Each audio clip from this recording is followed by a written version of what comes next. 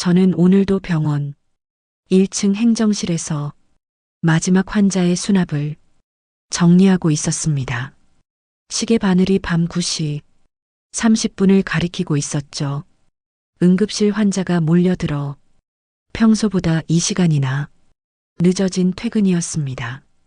분당까지 가는 지하철 안에서 핸드폰을 확인했는데 남편 오태성에게서 온 메시지는 단 하나뿐이었어요. 저녁 늦는다고 미리 보낸 제 연락에 대한 답장이었죠. 그것도 고작 4글자였습니다. 알겠다고. 집 앞 아파트 단지에 도착하니 주차장이 가득 차 있었어요. 평상시라면 비어있을 저희 집 앞자리까지 낯선 차들로 빼곡했습니다.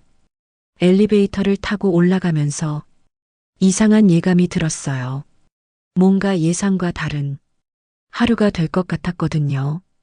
현관문을 열자마자 귀를 때린 건 소음이었습니다. 거실에서 들려오는 웃음소리와 술잔 부딪히는 소리, 그리고 텔레비전 소리까지 섞여서 마치 작은 잔치집 같았어요. 신발장 앞에는 제가 본 적 없는 구두와 슬리퍼들이 어지럽게 놓여 있었죠. 부엌으로 들어가니 더 놀라웠습니다. 싱크대 위에는 큰 접시와 그릇들이 산처럼 쌓여 있었어요. 기름때가 눌어붙은 프라이팬, 양념이 묻은 젓가락들, 빈 소주병만 대여섯 개가 보였습니다. 냉장고 문도 열려 있었는데 제가 주말에 사다 놓은 반찬통들이 텅 비어 있었어요. 가장 기가 막힌 건 식탁이었습니다. 8명이 둘러앉을 수 있는 크기인데 정말로 8개의 그릇과 젓가락이 놓여 있었거든요. 모든 자리에 사람이 앉아서 식사를 했다는 뜻이었죠. 그런데 그 어디에도 제 자리는 없었습니다. 태성이 거실에서 저를 발견하고는 슬며시 다가왔어요. 얼굴이 발갛게 달아올라 있었습니다. 그가 제 귀에 속삭이듯 말했죠. 당신이 늦는다고 했잖아. 먼저 시작할 수밖에 없었다고 했습니다. 그 순간 깨달았어요. 이런 일이 처음이 아니라는 걸 말이죠. 제가 야근하는 날이면 항상 이런 식이었을 거라는 생각이 들었습니다. 저 없는 식탁, 저 없는 저녁 시간이 얼마나 자주 반복되었을지 상상만 해도 가슴이 답답했어요. 거실을 지나가면서 인사를 나누었습니다. 시어머니와 시아버지, 시누이 부부와 조카들까지 모두 모여 있었어요. 시누이가 웃으면서 말했죠. 언니는 항상 바쁘시네요. 우리끼리 편하게 먹었다고 했습니다. 마치 제가 일부러 늦은 것처럼 들리는 말투였어요. 방으로 들어가서 정장을 벗어걸면서 생각했습니다. 저는 39년 동안 살면서 제 집에서 이렇게 외로움을 느껴본 적이 없었어요. 혼자 살 때도 부모님과 살 때도 말이죠.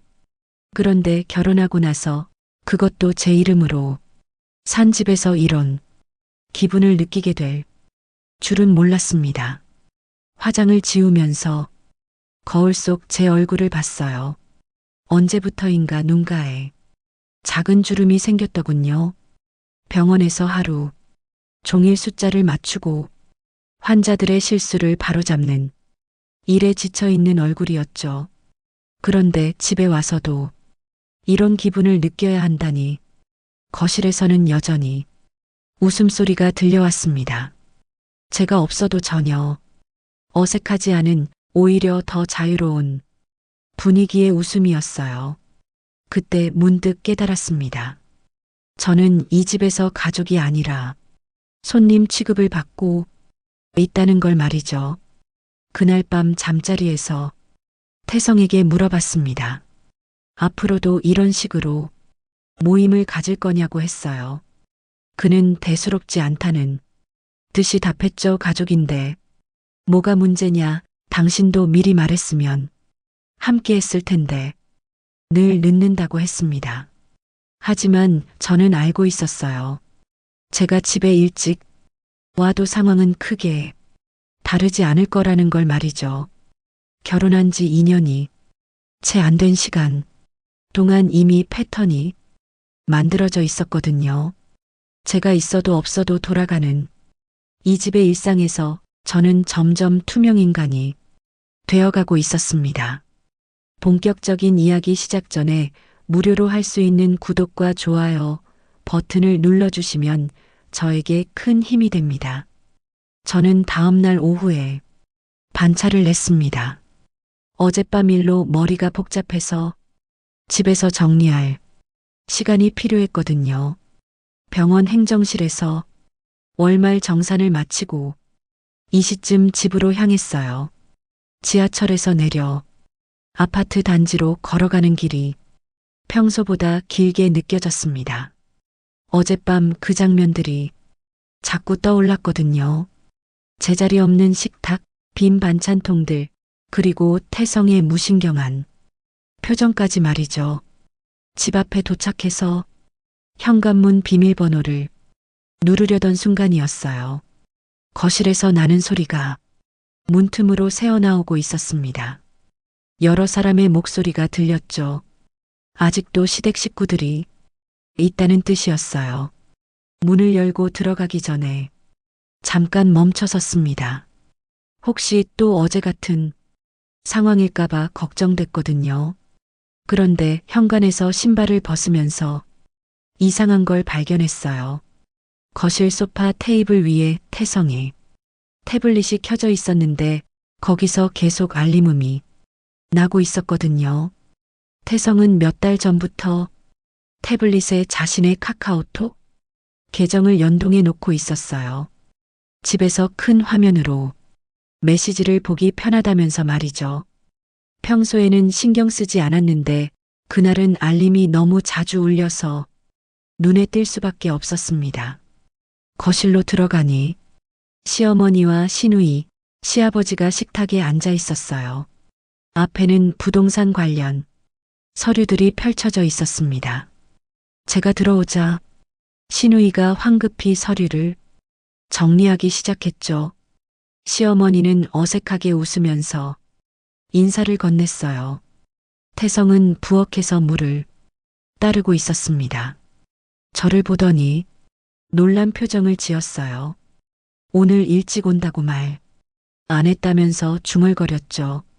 저는 반찬했다고 간단히 답하고는 방으로 들어가려 했어요. 그런데 그 순간 태블릿에서 또 알림음이 울렸습니다. 화면이 환하게 켜지면서 메시지 내용이 그대로 보였어요. 발신자는 신우이였고 단체 채팅방 이름은 오태성, 가족이라고 적혀 있었습니다. 호기심보다는 본능적인 불안감이 먼저 들었어요. 무언가 제가 알아야 할 내용이 오가고 있다는 느낌이었거든요. 태블릿 화면을 자세히 보니 방금 전까지 주고받은 메시지들이 보였습니다. 신우이가 보낸 메시지였어요. 명의만 바뀌면 깔끔하다는 내용이었죠. 그 아래로는 근저당 먼저 잡자는 말도 있었습니다. 시아버지가 답장한 내용에는 빨리 진행하자는 말이 적혀 있었어요. 제 심장이 빠르게 뛰기 시작했습니다. 명의가 뭘 의미하는지, 근저당이 무엇인지 정확히는 몰랐지만 직감적으로 알 수 있었어요. 저와 관련된 이야기라는 걸 말이죠. 더 정확히는 제 집과 관련된 이야기였습니다. 재빨리 제 핸드폰을 꺼내서 태블릿 화면을 촬영했어요. 손이 떨려서 처음에는 초점이 제대로 맞지 않았지만 숨을 고르고 다시 찍었습니다. 메시지 내용이 선명하게 보이도록 여러 장을 찍었어요. 그때 태성이 거실로 나왔습니다. 제가 태블릿 앞에 서 있는 걸 보더니 당황한 표정을 지었어요. 급하게 다가와서 태블릿을 덮으려 했죠. 하지만 이미 늦었어요. 저는 필요한 증거를 확보한 상태였거든요. 태성이 어색하게 웃으면서 말했어요. 그냥 가족 이야기라고 별거 아니라고 했습니다. 하지만 그의 표정은 전혀 별거 아닌 것 같지 않았어요. 오히려 뭔가 들키면 안 될 일이 발각된 사람의 표정이었죠. 저는 아무렇지 않은 척하며 방으로 들어갔습니다. 문을 닫고 난 뒤 촬영한 사진들을 자세히 살펴봤어요. 메시지 시간을 보니 지난 며칠 동안 계속 주고받은 대화들이었습니다. 그 중에는 제가 모르는 전문 용어들도 많이 나와 있었어요. 가장 충격적인 건 제 이름이 직접 언급된 부분이었습니다. 서진아 명이라고 적힌 메시지가 있었거든요. 그 뒤에는 어떻게 처리할지에 대한 구체적인 방법들이 논의되고 있었어요.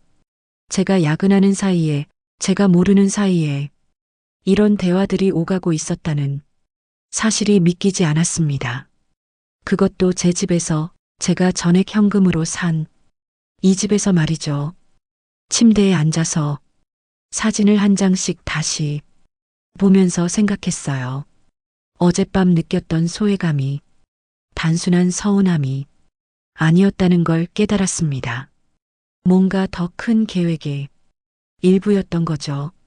저를 제외하고 진행되는 계획 말이에요.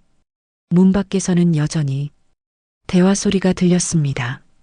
이제는 목소리가 더 작아졌어요. 아마 제가 들을까봐 조심스러워하는 것 같았습니다. 하지만 이미 늦었어요. 저는 그들이 감추고 싶어 하는 내용을 알게 되었거든요. 그날 저녁 태성이 방에 들어와서 물어봤어요. 태블릿에서 뭘 봤냐고 했습니다. 저는 모르는 척 했어요.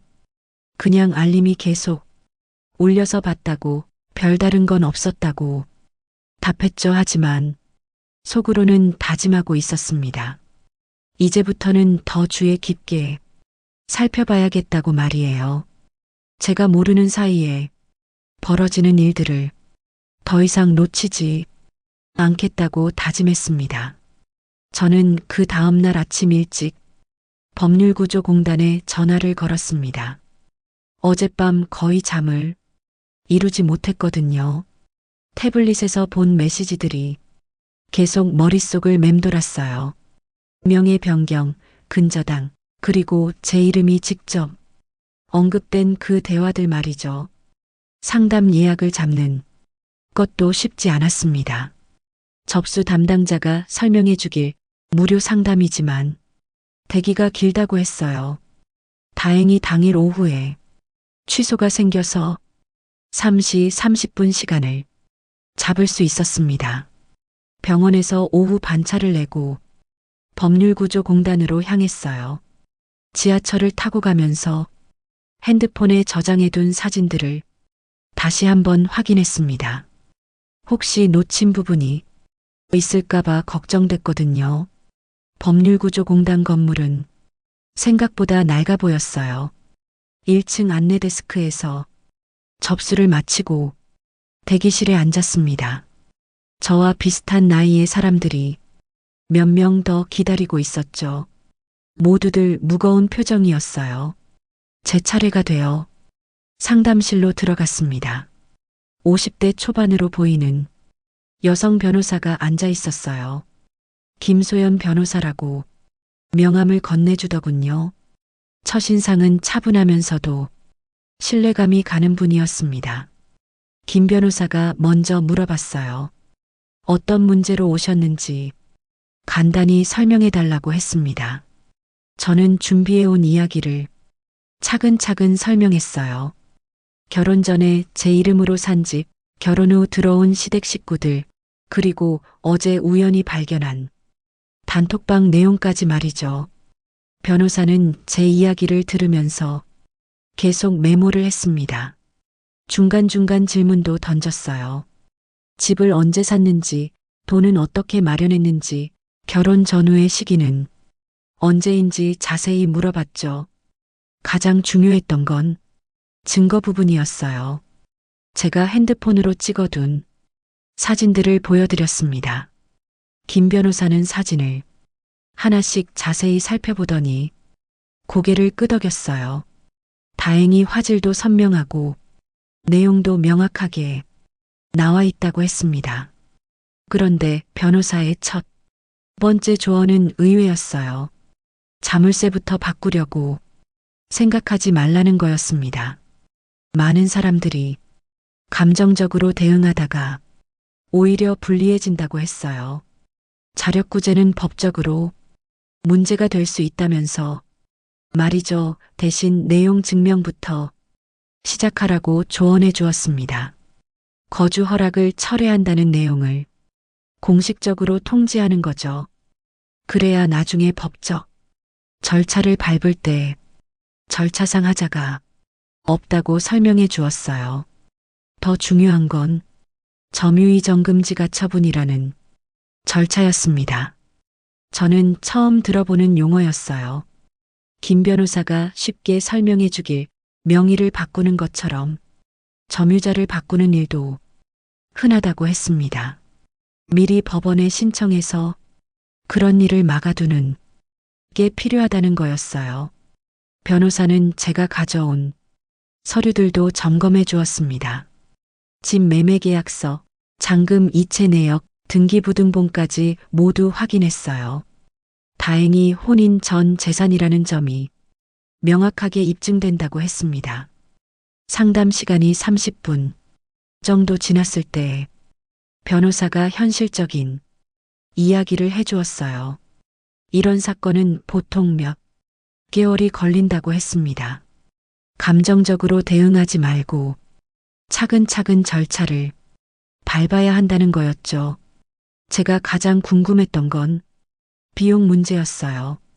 김 변호사는 솔직하게 말해주었습니다. 법률구조공단을 통하면 비용 부담은 줄일 수 있지만 그래도 최소한의 비용은 필요하다고 했어요. 내용 증명 발송비, 가처분 신청 비용, 소송 비용까지 생각하면 결코 적은 금액이 아니었습니다. 하지만 변호사는 단호하게 말했어요. 지금 대응하지 않으면 나중에 더 큰 손해를 볼 수 있다고 했습니다. 특히 부동산 관련 문제는 시간이 지날수록 복잡해진다면서 말이죠. 상담 마지막에 변호사가 당부한 말이 기억에 남습니다. 앞으로 집에서 일어나는 모든 일을 기록하라고 했어요. 대화 내용, 행동, 시간까지 자세히 적어두라는 거였죠. 나중에 모두 중요한 증거가 될 수 있다고 설명해 주었습니다. 법률구조공단을 나오면서 머릿속이 복잡했어요. 한편으로는 구체적인 해결 방법을 알게 되어 다행이었지만 다른 한편으로는 앞으로 겪어야 할 과정들이 만만치 않다는 걸 깨달았거든요. 지하철을 타고 집으로 돌아가는 길에 생각해 봤습니다. 39년 동안 살면서 법률 상담을 받아본 건 처음이었어요. 그것도 제 집, 제 재산을 지키기 위해서 말이죠. 결혼할 때는 이런 일이 생길 거라고 상상도 못했습니다. 집에 도착해서 현관문을 열 때도 조심스러웠어요. 혹시 또 무슨 일이 벌어지고 있을까봐 걱정됐거든요. 다행히 거실은 조용했습니다. 태성만 혼자 텔레비전을 보고 있었어요. 그날 밤 침대에 누워서 변호사가 준 조언들을 되새겼습니다. 내용 증명, 점유의 정금지 가처분, 그리고 꼼꼼한 기록 작성까지 모든 게 낯설고 어려워 보였지만 다른 방법은 없었어요. 무엇보다 변호사가 강조한 말이 계속 떠올랐습니다. 감정적으로 대응하지 말고 절차를 따르라는 거였죠. 저는 원래 숫자와 절차를 중요하게 생각하는 사람이었어요.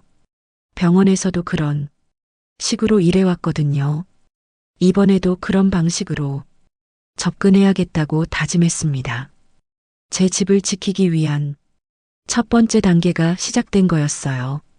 더 이상 당하고만 있을 수는 없었습니다. 저는 법률구조공단 상담을 받은 다음 날부터 본격적으로 움직이기 시작했습니다. 김소연 변호사가 강조했던 말이 계속 머릿속에 맴돌았어요. 감정이 아닌 기록으로 승부하라는 조언 말이죠. 병원에서 일하면서 제가 가장 잘하는 게 바로 서류 정리였습니다. 환자들의 수납 내역부터 보험 청구 서류까지 하나라도 빠뜨리거나 틀리면 안 되는 일들을 해왔거든요. 이번에도 그런 방식으로 접근하기로 했어요. 퇴근 후 집에 와서 가장 먼저 한 일은 책상, 서랍을 뒤지는 것이었습니다. 결혼 전후로 정리해둔 중요 서류들이 모두 거기 있었어요. 다행히 제가 워낙 정리를 꼼꼼히 해두는 편이라 필요한 서류들을 금세 찾을 수 있었습니다. 첫 번째로 꺼낸 건 집 매매 계약서였어요. 2023년 3월에 작성된 계약서인데 매수일란에는 제 이름만 적혀 있었습니다. 오태성이라는 이름은 어디에도 없었죠. 계약금부터 중도금, 잔금까지 모든 돈이 출처도 명확했어요. 두 번째는 잔금, 이체 내역이었습니다. 제 부모님이 평생 모은 돈을 통장에서 부동산 중개사무소로 송금한 기록이었죠. 금액이 2억 8천만 원이었는데 당시만 해도 큰 돈이라고 생각했어요. 지금 생각해보니 정말 소중한 돈이었습니다. 등기부등본도 다시 한 번 자세히 살펴봤어요. 소유자란에는 서지나 단독 명의로 되어 있었습니다. 근저당이나 다른 권리관계는 아무것도 설정되어 있지 않았죠. 깨끗한 소유권이었어요. 가장 중요한 건 혼인 전 매수를 입증하는 자료들이었습니다. 매매계약 체결일이 2023년 3월이고 혼인신고일이 6월이었거든요. 시간 순서가 명확하게 기록되어 있었어요. 이것만으로도 혼전 재산이라는 점을 충분히 증명할 수 있었습니다. 서류들을 하나씩 정리하면서 투명 파일에 넣었어요. 각 파일마다 라벨을 붙여서 내용을 표시했습니다. 매매계약서, 금융거래 내역, 등기 관련 서류, 혼인 관련 서류로 분류했죠. 병원에서 환자 차트를 정리하는 것처럼 체계적으로 했어요. 다음 날 점심시간에는 아파트 관리사무소에 들렀습니다. 김소연 변호사가 조언해준 대로 민원 기록을 확보하기 위해서였어요. 관리실장님께 정중하게 부탁드렸죠. 관리실장님은 60대 초반의 친절한 분이었어요. 제가 사정을 간단히 설명하니 이해해 주시더군요. 다만 개인정보라서 바로 줄 수는 없고 정식 절차를 거쳐야 한다고 하셨습니다. 그래서 민원기록 열람 신청서를 작성했어요. 최근 1년간 저희 집과 관련된 모든 민원 내용을 요청했습니다. 소음 신고, 무단 주차, 공용시설 이용 관련 불만 등이 있다면 모두 확인하고 싶다고 했죠. 관리실장님이 며칠 후에 연락을 주겠다고 하셨어요. 그러면서 한 가지 귀띔해 주신 게 있었어요. 최근에 저희 집에서 나는 소음 때문에 윗집에서 몇 번 항의가 들어왔다는 거였습니다. 특히 밤늦은 시간에 큰 소리로 떠드는 일이 잦았다고 하더군요. 그 말을 듣고 가슴이 답답했어요. 제가 야근하는 사이에 벌어진 일들이었거든요. 시댁 식구들이 모여서 술을 마시고 떠드는 소리 때문에 이웃들에게 피해를 준 거였죠. 집으로 돌아와서 새로운 파일을 하나 더 만들었습니다. 공동생활 파탄 관련 자료라고 이름을 붙였어요. 앞으로 수집할 민원, 기록들을 정리할 예정이었죠. 그날 저녁에는 핸드폰에 저장해둔 단톡방 스크린샷들을 다시 정리했어요. 날짜별로 분류하고 중요한 내용에는 형광펜으로 표시했습니다. 명의 변경과 근저당, 설정에 관한 대화들이 가장 중요한 증거였어요. 태성이 방에 들어왔을 때도 저는 계속 서류 정리를 하고 있었습니다. 그가 뭐 하느냐고 물어봤지만 저는 그냥 집안 정리한다고 대답했어요. 굳이 자세히 설명할 필요는 없다고 생각했거든요. 며칠 후 관리실장님으로부터 연락이 왔어요. 민원 기록을 정리해 놨으니 언제든 와서 확인하라고 하셨습니다. 다음 날 점심시간에 바로 관리사무소로 향했죠. 민원 기록을 보니 생각보다 심각했어요. 지난 6개월 동안 소음 관련 신고가 총 8건이나 있었습니다. 모두 저희 집에서 나는 소리 때문이었어요. 신고 시간을 보니 대부분 제가 야근하는 날 밤이었습니다. 무단 주차 신고도 사건이 있었어요. 저희 집 앞 주차 구역의 다른 차들이 무단으로 주차했다는 내용이었죠. 신고 날짜들을 보니 시댁 식구들이 놀러온 날들과 정확히 일치했어요. 관리실장님이 복사본을 만들어 주셨습니다. 공식 문서라서 관리사무소 직인도 찍어주셨어요. 나중에 법정에서 증거로 사용할 수 있도록 말이죠. 집으로 돌아와서 새로 받은 민원 기록들도 파일에 정리했어요. 이제 제 손에는 상당한 양의 증거, 자료가 모였습니다. 혼전 재산 입증 자료, 무단 거주 관련 증거, 공동생활 파탄이, 객관적 기록까지 말이죠. 그날 밤 모든 서류를 다시 한번 점검했습니다. 빠진 게 없는지, 날짜나 내용에 오류가 없는지 꼼꼼히 확인했어요. 병원에서 환자 차트를 검토할 때처럼 세심하게 살펴봤죠. 정리된 서류들을 보니 뿌듯했어요. 감정으로는 해결할 수 없는 문제였지만 이렇게 차근차근 증거를 모으니 뭔가 해결 가능한 일로 보였거든요.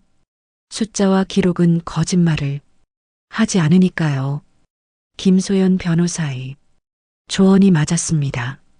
감정이 아닌 기록으로 승부해야 한다는 말말이에요. 저는 이제 충분한 무기를 갖춘 상태였어요.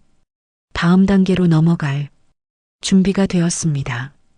저는 증거 자료를 모두 정리한 후 김소연 변호사와 두 번째 상담 약속을 잡았습니다. 이번에는 본격적인 법적 절차를 시작하기 위해서였어요. 지난 일주일 동안 모은 서류들을 가방에 넣고 법률구조공단으로 향했습니다. 변호사는 제가 준비한 자료들을 보고 만족스러워했어요. 특히 관리사무소에서 받은 민원 기록에 대해서는 예상보다 훨씬 좋은 증거라고 평가해 주셨습니다. 객관적이고 시간 순서가 명확하다는 거였죠. 가장 먼저 해야 할 일은 내용 증명 발송이었습니다. 김 변호사가 초안을 작성해 주었는데 법률 용어가 많아서 처음에는 이해하기 어려웠어요. 하지만 핵심 내용은 간단했습니다. 거주 허락을 철회하니 5월 31일까지 퇴거하라는 것이었죠. 내용 증명서에는 구체적인 내용들이 담겨 있었어요. 2023년 3월 혼인 전에 제가 단독으로 매수한 부동산이라는 점, 혼인 후 선의로 거주를 허락했다는 점, 그리고 이제 그 허락을 철회한다는 점까지 명시되어 있었습니다. 특히 중요한 부분은 퇴거 기한 이후의 처리 방침이었어요. 5월 31일 이후에도 거주를 지속할 경우 일수당 점유 사용 이익을 청구하겠다는 내용이 포함되어 있었죠. 김 변호사는 이 부분이 법적으로 매우 중요하다고 설명해 주었습니다. 내용 증명 작성이 끝나자 변호사는 또 다른 절차를 제안했어요. 부동산 점유의 정금지 가처분 신청이었습니다. 저는 여전히 생소한 용어였지만 변호사의 설명을 듣고 나니 필요성을 알 수 있었어요. 가처분이란 본격적인 소송이 진행되는 동안 현상을 유지하기 위한 임시 조치라고 했습니다. 특히 점유의 정금지는 제3자에게 점유를 넘기거나 세입자로 둔갑시키는 것을 막는 역할을 한다는 거였죠. 김 변호사는 실제 사례를 들어 설명해 주었어요. 어떤 경우에는 가족 중 한 명을 명목상 세입자로 만들어서 임차권을 주장하는 경우도 있다고 했습니다. 또는 제3자에게 점유를 넘겨서 문제를 복잡하게 만드는 경우도 있다고 하더군요. 저는 신우이가 부동산 중개보조원이라는 점을 생각하면서 소름이 돋았어요. 충분히 그런 수법을 알고 있을 가능성이 높았거든요. 실제로 단톡방에서 명의 변경과 근저당 설정에 대해 구체적으로 논의했던 것도 그 때문일 거라고 생각했습니다. 가처분 신청서 작성에는 시간이 더 걸렸어요. 신청 이유와 소명 자료를 자세히 기재해야 했거든요. 제가 준비한 증거들이 모두 첨부 서류로 들어갔습니다. 매매 계약서부터 단톡방 스크린샷, 민원 기록까지 말이죠. 가장 까다로운 부분은 보전의 필요성을 입증하는 것이었어요. 왜 이 가처분이 꼭 필요한지 법원을 설득해야 했습니다. 김 변호사는 신우이의 직업과 단톡방 내용을 연결해서 설명하기로 했어요. 부동산 전문가인 신우이가 명의 변경과 근저당 설정을 구체적으로 논의했다는 점, 그리고 허위 전입 시도까지 있었다는 점을 강조했습니다.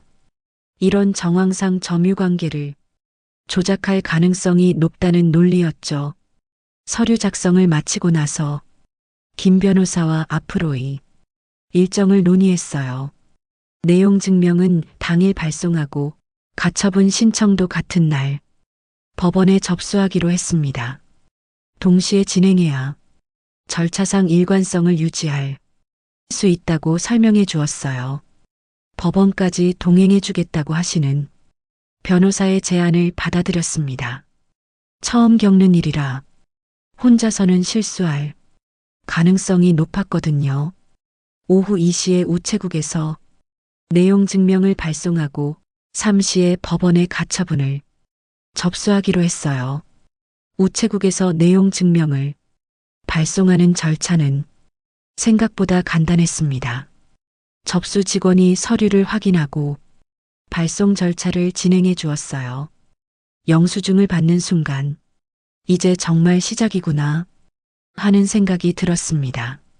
법원은 우체국과 달리 긴장감이 감돌았어요. 접수 창구에서 가처분 신청서를 제출할 때 손이 살짝 떨렸습니다. 하지만 김 변호사가 옆에서 차근차근 설명해 주어서 무사히 마칠 수 있었어요. 접수 담당 직원이 서류를 검토하더니 보완할 부분이 있다고 했습니다. 첨부 서류 중 일부가 원본이 아닌 복사본이라는 거였죠. 다행히 김 변호사가 미리 원본들을 준비해 와서 바로 교체할 수 있었어요. 모든 절차를 마치고 법원을 나올 때는 묘한 해방감이 들었습니다. 지난 몇 주 동안 답답했던 마음이 조금은 풀리는 기분이었어요. 더 이상 당하고만 있지 않는다는 느낌이 들었거든요. 김 변호사는 이제부터가 진짜 시작이라고 말했어요. 상대방이 내용 증명을 받고 어떻게 반응할지, 가처분에 대해서는 어떻게 대응할지 지켜봐야 한다는 거였습니다. 집으로 돌아가는 지하철 안에서 생각해 봤어요. 6개월 전만 해도 내용 증명이나 가처분 같은 말은 들어본 적도 없었습니다. 그런데 이제는 제가 직접 신청하고 있었죠. 사람은 정말 상황에 따라 배우게 되는구나 싶었어요. 집에 도착해서 현관문을 열 때도 평소와는 달랐습니다. 이제는 제가 법적으로 정당한 절차를 밟고 있다는 자신감이 있었어요. 더 이상 눈치를 보거나 주눅들 필요가 없었습니다. 태성이 거실에 있었지만 특별히 말을 걸지 않았어요. 어차피 내일이면 내용 증명이 도착할 테니까 그때 이야기하게 될 거였습니다. 저는 방으로 들어가서 오늘 진행한 절차들을 정리해서 기록해 두었어요. 그날 밤은 오랜만에 푹 잠들 수 있었습니다. 뭔가 확실한 조치를 취했다는 안도감 때문이었어요. 더 이상 불안해하거나 걱정할 필요가 없었습니다. 이제는 법이 정한 절차에 따라 일이 진행될 테니까요. 내용 증명을 발송한 지 이틀이 지났습니다. 아직 상대방의 반응은 없었지만 저는 다른 중요한 일을 확인해야 했어요. 김소연 변호사가 조언해준 대로 혹시 허위 전입 시도가 있었는지 알아보는 일이었습니다. 점심시간을 이용해서 분당구청으로 향했어요. 민원실에서 전입세대 열람 신청을 했습니다. 담당 공무원이 신분증을 확인하고 신청서를 작성해달라고 했죠. 본인 주소지의 전입 현황을 확인하는 것이니 어렵지 않은 절차였어요. 접수를 마치고 잠깐 기다리니 담당자가 자료를 출력해서 가져왔습니다. A사 용지 2장 분량이었어요. 저희 집 주소로 전입, 신고된 모든 기록이 시간 순서대로 나열되어 있었습니다. 가장 위에는 제 전입 기록이 있었어요. 2023년 3월 집을 산 직후에 전입 신고를 한 기록이었죠. 그 다음에는 태성이 전입 기록이 있었습니다. 결혼 후인 6월에 신고한 내용이었어요. 그런데 그 아래를 보니 예상하지 못한 기록이 있었습니다. 신우이 이름으로 된 전입신고 접수 기록이었어요. 날짜를 보니 지난달 말이었습니다. 하지만 상태란에는 접수됨이 아니라 반려됨이라고 적혀 있었죠. 더 자세히 보니 반려 사유도 적혀 있었어요. 세대주 동의서, 미첨부, 임대차 계약서, 미제출 등이 이유였습니다. 신우이가 제 동의 없이 일방적으로 전입신고를 시도했다가 서류 미비로 받아들여지지 않은 거였어요. 가슴이 철렁했습니다. 단톡방에서 봤던 대화 내용이 단순한 말장난이 아니었던 거죠. 실제로 구체적인 행동으로 옮기려고 했던 것이었어요. 만약 필요한 서류를 모두 준비했다면 성공했을지도 모르는 일이었습니다. 담당 공무원에게 더 자세한 내용을 물어봤어요. 허위 전입신고는 어떤 처벌을 받는지, 그리고 이런 경우 어떻게 대응해야 하는지 궁금했거든요. 공무원은 친절하게 설명해 주었습니다. 허위 전입신고가 확인되면 주민등록법에 따라 과태료가 부과된다고 했어요. 금액은 상당히 큰 편이라고 하더군요. 하지만 이번 경우처럼 접수 단계에서 반려된 경우에는 미수에 해당해서 처벌 수위가 달라질 수 있다고 했습니다. 중요한 건 사실 확인서를 작성할 수 있다는 점이었어요. 허위 전입신고 시도가 있었다는 사실을 공식적으로 확인받을 수 있다는 거였습니다. 나중에 법정에서 증거로 사용할 수 있는 자료가 되는 거죠. 사실 확인서 발급 신청을 했습니다. 수수료는 1,000원이었어요. 공무원이 컴퓨터로 작업하더니 공식 서류를 출력해 주었습니다. 구청 직인이 찍힌 정식 문서였죠. 사실 확인서에는 허위 전입신고 시도의 구체적인 내용이 기록되어 있었어요. 신고자 이름 신고, 일시, 반려사유, 그리고 세대 주인. 제가 동의하지 않았다는 사실까지 명시되어 있었습니다. 구청을 나오면서 바로 김소연 변호사에게 전화를 걸었어요. 긴급하게 상담이 필요하다고 말씀드렸습니다. 다행히 그날 오후에 짧은 시간이라도 만날 수 있다고 하셨어요. 오후 5시에 법률구조공단에서 변호사를 만났습니다. 제가 가져온 전입세대 열람 결과와 사실확인서를 보시더니 예상했던 일이라고 하셨어요. 이런 수법은 생각보다 흔하다는 거였습니다. 하지만 변호사의 조언은 의외였어요. 허위 전입신고 문제로 너무 깊이 파고들지 말라는 거였습니다. 물론 추가 증거로는 활용하겠지만 주된 전선은 어디까지나 명도소송이어야 한다고 강조하셨어요. 김 변호사가 설명해 주길 허위 전입신고 과태료 처분은 행정적인 문제라고 했습니다. 민사소송과는 별개로 진행되는 거죠. 오히려 이 문제에 너무 매달리면 본래 목적인 집 회수가 늦어질 수 있다고 경고하셨어요. 대신 이 자료들은 상대방의 악의성을 입증하는 보강 증거로 활용하기로 했습니다. 단순한 거주가 아니라 소유권을 침해하려는 계획적인 행동이었다는 점을 보여주는 자료가 되는 거죠. 변호사는 다른 관점에서도 조언해 주었어요.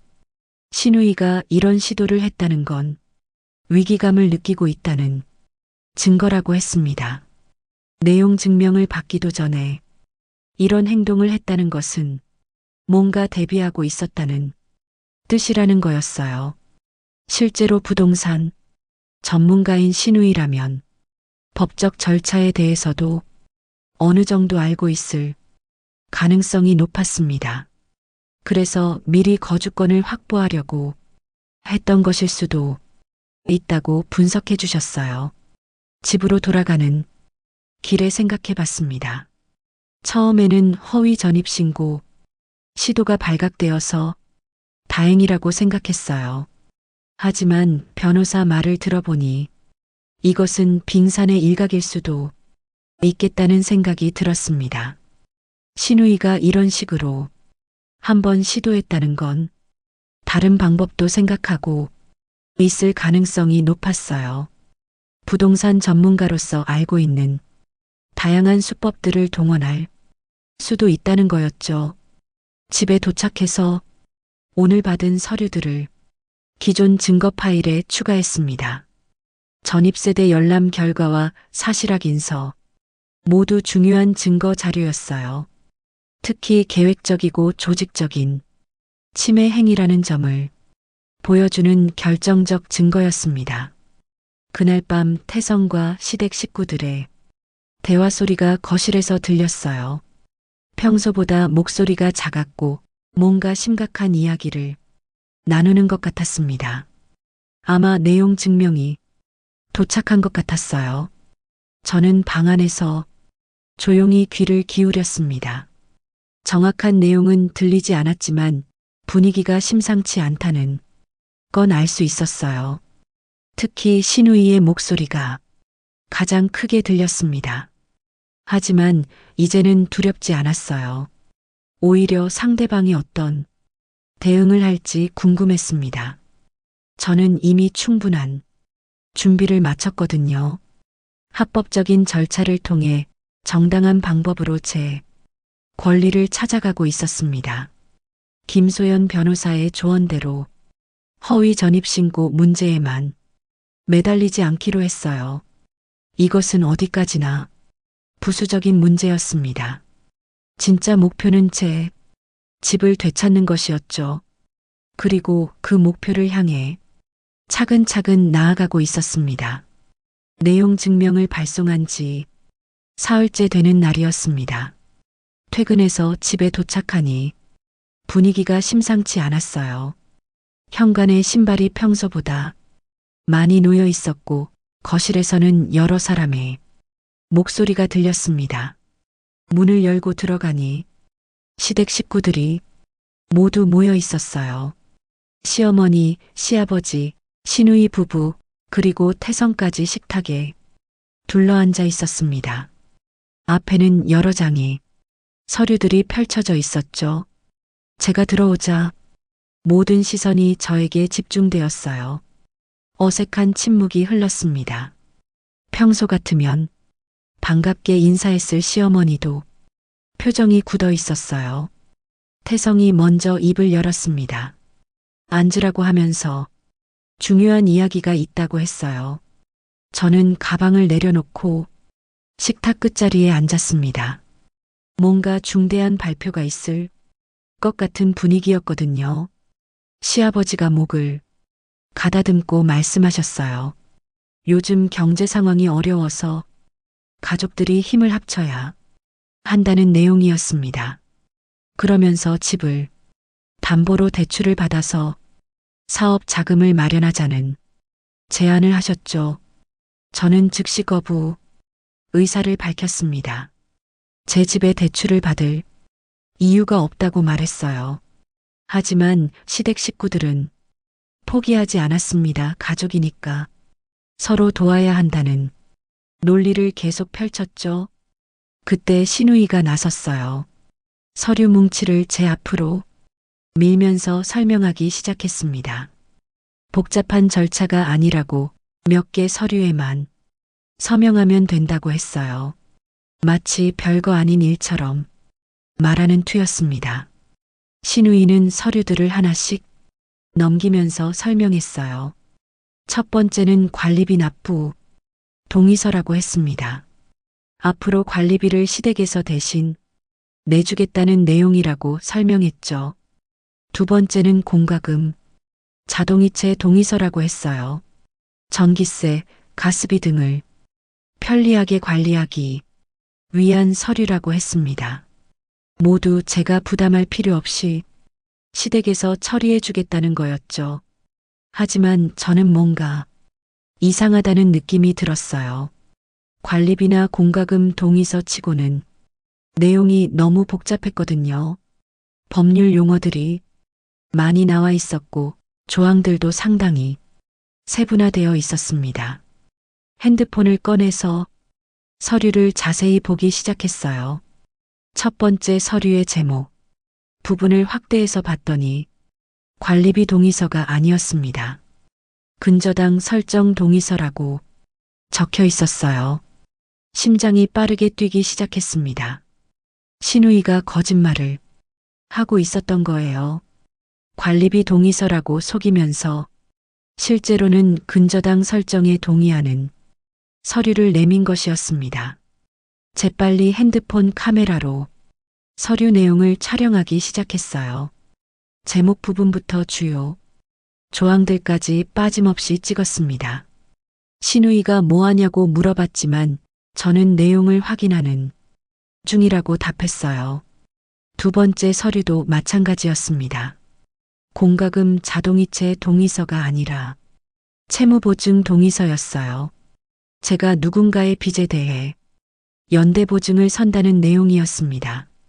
세 번째 서류는 아예 대놓고 금융기관 대출 신청서였어요.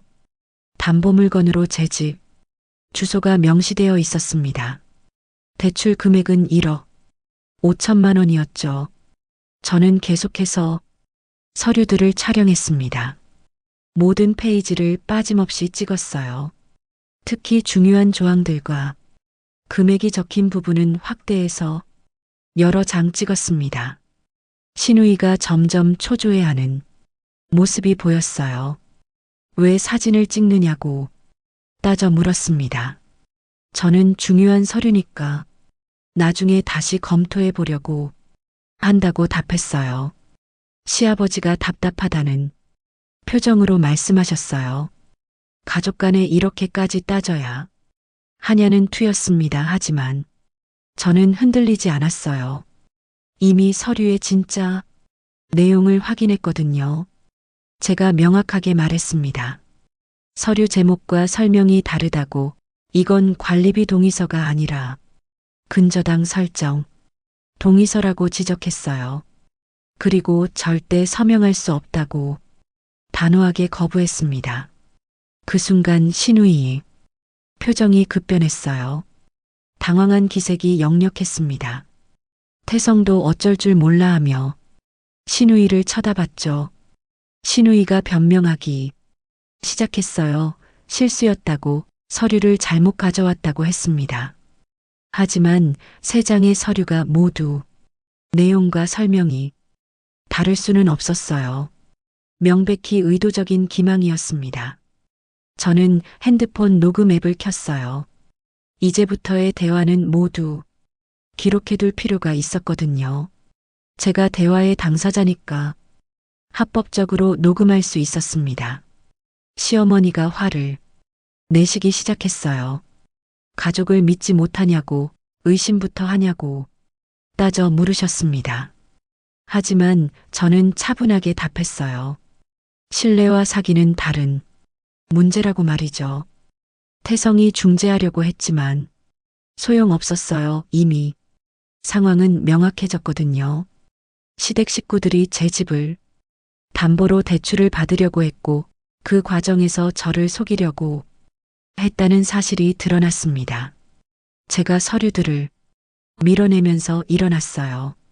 절대 서명할 수 없다고 다시 한번 명확히 밝혔습니다. 그리고 앞으로는 이런 식으로 접근하지 말라고 경고했어요. 신우이가 마지막으로 한 말이 인상적이었어요. 어차피 가족인데 뭐가 문제냐고, 나중에 갚으면 되는 거 아니냐고 했습니다. 하지만 그 말은 오히려 저에게 확신을 주었어요. 처음부터 제 집을 노린 계획적인 행동이었다는 걸 보여주는 말이었거든요. 저는 방으로 들어가서 오늘 촬영한 사진들과 녹음 파일을 정리했어요. 모두 중요한 증거 자료였습니다. 상대방의 기망, 의도와 사기적 행위를 명확하게 보여주는 결정적 증거였죠. 그날 밤 거실에서는 한참 동안 대화 소리가 들렸어요. 아마 오늘 일에 대해 이야기하고 있는 것 같았습니다. 하지만 저는 전혀 신경 쓰지 않았어요. 이미 모든 걸 기록해뒀으니까요. 김소연 변호사에게 메시지를 보냈습니다. 오늘 있었던 일을 간단히 설명하고 추가 상담이 필요하다고 했어요. 곧 답장이 왔는데 예상했던 일이라고 하시면서 내일 만나자고 하셨습니다. 잠자리에 들면서 생각해 봤어요. 만약 제가 서류 내용을 확인하지 않고 그냥 서명했다면 어떻게 되었을까요? 제 집에 1억 5천만 원의 근저당이 설정되고 저는 그 빚에 대한 연대보증인이 되었을 거예요. 다행히 그런 일은 막았습니다. 그리고 오늘의 경험으로 상대방의 진짜 의도를 명확하게 확인할 수 있었어요. 이제는 더 이상 의심할 여지가 없었습니다. 제 집을 지키기 위한 싸움이 본격적으로 시작된 거였죠. 어제 있었던 서류, 사기 시도 건으로 김소연 변호사와 상담을 마친 후 저는 새로운 작업에 착수했습니다. 변호사가 조언해준 대로 경제적 침해 행위를 구체적인 숫자로 정리하는 일이었어요.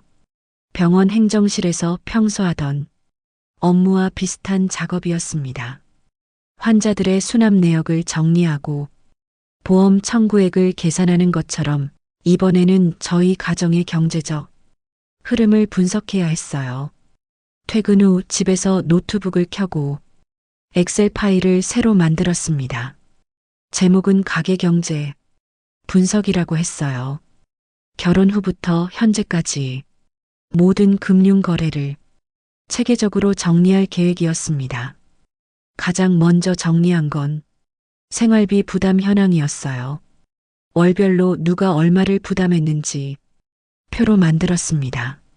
제 통장에서 나간 돈과 태성 통장에서 나간 돈을 따로 계산했죠.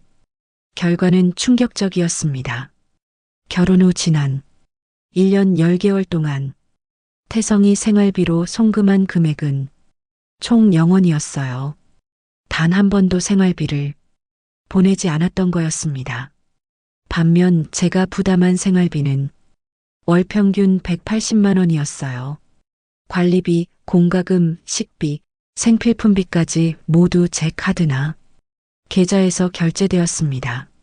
22개월간 총 3,960만 원을 혼자 부담한 셈이었죠. 두 번째로 정리한 건 카드 결제 대납 현황이었어요. 태성이 자신의 개인 지출을 제 카드로 결제하고 나중에 갚겠다고 한 것들이 상당히 많았거든요. 카드 사용 내역을 하나씩 확인해 보니 황당한 지출들이 많았습니다. 태성의 회식비, 시댁 식구들과의 외식비, 심지어 태성 개인의 의류 구입비까지 제 카드로 결제되어 있었어요. 가장 어이없었던 건 시댁 식구들의 병원비였습니다. 시아버지의 건강검진비 25만 원, 시어머니의 치과 치료비 180만 원까지 모두 제 카드로 결제되어 있었어요. 물론 한 번도 돌려받지 못했습니다. 엑셀 시트를 하나 더 만들어서 카드 대납 내역을 정리했어요. 날짜, 결제처, 금액, 사용자, 변제 여부로 구분해서 표를 만들었습니다. 변제 여부 칸은 모두 미변제로 표시되었죠. 대납 총액을 계산해 보니 1,240만 원이었어요. 22개월 동안 제 카드로 결제된 타인의 지출이 1천만 원을 넘었던 거였습니다. 월 평균 56만 원씩 남의 돈을 대신 낸 셈이었어요. 세 번째로는 시댁 식구들의 거주로 인한 추가 비용을 산출했습니다. 늘어난 관리비, 공과금, 식비 등을 계산해야 했어요. 관리비부터 살펴봤습니다. 시댁 식구들이 들어오기 전 월 평균 관리비는 12만 원이었어요. 하지만 지난 6개월 평균은 23만 원이었습니다. 월 11만 원씩 증가한 거였죠. 전기세와 가스비 증가폭은 더 컸습니다. 여름철 에어컨 사용량이 급증했고 겨울철 난방비도 배로 늘었어요. 월 평균 15만 원의 추가 부담이 발생했습니다. 식비 증가는 계산하기가 더 복잡했어요. 시댁 식구들이 들어온 후 장보기 횟수와 금액이 현저히 늘었거든요. 반찬을 만들어도 하루 만에 동이 나고 쌀도 한 달에 20kg씩 소비되었습니다. 마트 영수증들을 모두 모아서 계산해 보니 월 평균 식비가 45만 원에서 120만 원으로 증가했어요. 2.7배나 늘어난 것이었습니다. 월 75만 원의 추가 부담이었죠. 네 번째 시트에는 기회비용을 계산했습니다. 제가 혼자 살았다면 절약할 수 있었던 비용들을 산출해 본 거예요. 렌트비 절약 효과부터 계산했어요. 32평 아파트를 혼자 쓸 필요가 없었다면 20평 정도의 작은 집에서도 충분했을 거였습니다. 월세 차이는 대략 80만 원 정도로 추산되었어요. 교통비 절약 효과도 있었습니다. 지금은 분당에 살면서 서울까지 출퇴근하고 있지만 혼자라면 병원 근처에서 살 수 있었을 거예요. 월 교통비 차이는 15만 원 정도였습니다. 다섯 번째로는 재산, 치매 시도로 인한 잠재적 손실을 계산했어요. 만약 1억 5천만 원 근저당 설정이 성공했다면 어떤 손실이 발생했을지 추산해 본 거였습니다. 대출 이자만 해도 연 4.5% 적용 시 월 562만 원이었어요. 연간 6,750만 원의 이자 부담이 생겼을 것이었습니다. 더욱이 제가 연대보증인이 되었다면 원금 상환 의무까지 져야 했을 거예요. 모든 계산을 마치고 종합 분석표를 만들었습니다. 22개월간의 경제적 피해. 총액은 다음과 같았어요. 생활비 일방 부담 3,960만 원. 카드 결제 대납 1,240만 원. 추가 주거 비용 2,200만 원. 기회비용 2,900만 원. 총 피해 추정액은 9,490만 원이었습니다. 거의 1억에 달하는 금액이었어요. 제 연봉이 3,500만 원인 걸 생각하면 2년 7개월치 급여에 해당하는 손실이었습니다. 엑셀 파일을 저장하면서 허탈한 마음이 들었어요. 숫자로 정리하고 나니 상황이 얼마나 심각한지 명확하게 보였거든요. 단순히 가족이 함께 산다는 차원을 넘어선 일방적인 경제적 착취였습니다. 가장 화가 났던 건 태성의 무책임한 태도였어요. 생활비는 한 푼도 부담하지 않으면서 자신의 개인 비용은 제 카드로 결제하고 심지어 시댁 식구들 비용까지 제가 부담하게 만든 거였죠. 김소연 변호사에게 완성된 자료를 이메일로 보냈습니다. 혼인 파탄의 책임, 소재를 다룰 때 필요한 중요한 증거라고 생각했거든요. 불륜이나 폭력 같은 극단적인 사유가 아니어도 이 정도면 충분히 과실을 입증할 수 있을 거라고 생각했어요. 다음 날 병원에서 변호사로부터 답장이 왔어요. 자료가 매우 체계적이고 설득력 있게 정리되었다고 칭찬해 주셨습니다. 특히 객관적인 숫자로 피해 규모를 명시한 점이 법정에서 유리하게 작용할 거라고 하셨어요. 변호사는 한 가지 더 조언해 주었습니다. 앞으로도 모든 지출을 꼼꼼히 기록하라는 거였어요. 상황이 더 악화될 가능성이 있으니 지속적으로 피해 규모를 입증할 자료를 축적하라고 하셨습니다. 그날부터 저는 가계부를 더 세심하게 작성하기 시작했어요. 영수증 하나하나까지 모두 보관하고 카드 사용 내역도 실시간으로 체크했습니다. 더 이상 감정에 휘둘리지 않고 냉정하게 상황을 기록해 나갔어요. 숫자는 거짓말을 하지 않았습니다. 그리고 이 숫자들이 제 권리를 지키는 가장 강력한 무기가 될 거라고 확신했어요. 경제적 피해 분석을 마친 지 일주일 후 김소연 변호사로부터 연락이 왔습니다. 이제 본격적인 명도 소송을 제기할 때가 되었다는 내용이었어요. 그동안 준비한 모든 자료를 종합해서 소장을 작성하자고 하셨습니다. 토요일 오전에 법률구조공단에서 만났어요. 변호사 책상 위에는 제가 지금까지 모은 모든 증거, 자료들이 정리되어 있었습니다. A사 용지로 인쇄하면 100페이지가 넘는 분량이었죠. 김 변호사는 자료의 양과 질에 놀라워했어요. 보통 개인이 준비하는 증거 자료 중에서는 최상급 수준이라고 평가해 주셨습니다. 특히 시간 순서별로 체계적으로 정리된 점을 높이 평가하셨어요. 소장 작성은 생각보다 복잡한 작업이었습니다. 법률 용어를 정확히 사용해야 하고 사실관계를 논리적으로 기술해야 했거든요. 하지만 변호사가 차근차근 설명해 주어서 이해할 수 있었어요. 가장 중요한 부분은 청구 취지였습니다. 제가 원하는 것을 명확하게 명시하는 부분이었죠. 피고들로 하여금 분당, 아파트에서 퇴거하도록 하고 건물을 인도하라는 내용이 핵심이었어요. 청구원인 부분에서는 사실관계를 시간, 순서대로 기술했습니다.